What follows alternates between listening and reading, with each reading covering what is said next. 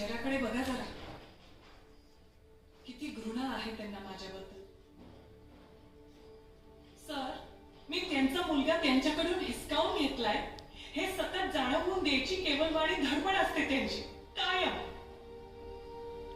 मला एक कळत नाहीये की अभयवरती हत्येचा आरोप केल्यामुळं तुमचं लग्न कसं काय मोडणार होतं.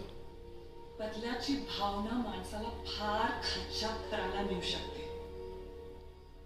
आणि याच रागाच्या आणि बदल्याच्या भावनेतून तुम्ही यांच्याकडून 10 कोटी रुपये मागताय.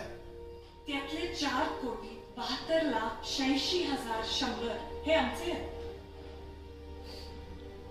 बाकी जेवढी माझी अब्रू नुकसानी झाली त्या मनाने फारच कमी मागते मी. पण 10 कोटी रुपये आणणार कुठून. बरेच आहेत बँकेत. त्यासाठी माझ्या पतीने उत्तम प्लॅनिंग केलं होतं. सहानुभूती मिळवत बऱ्याच संस्थांकडून सुद्धा मिळाले त्यांना पैसे, आणि तरीही कमी पडत असतील तर स्वतःच ते बोरविलीचं खोपटं विकावं ह्याने. I don't care. मगाशी अगदी बरोबर बोललात तुम्ही. रागाच्या आणि बदल्याच्या भावने कुठल्याही थरावर नेते जाईन मी तिथे, कारण ही इज अ डेव्हिल. त्यांचं स्थान जेलमध्ये.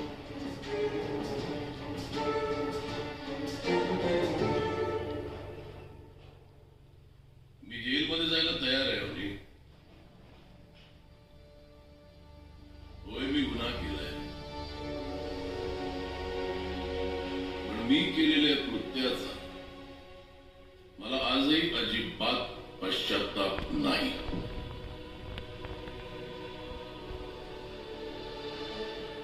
हे घ्या. हे काय आता वकिलाचे गोविंदने नाही दिले. आहेत कुठे त्यांच्याकडे. माझी एफडी मोडून दिलेत मी. एवढी का मोडली. मी दिले असते.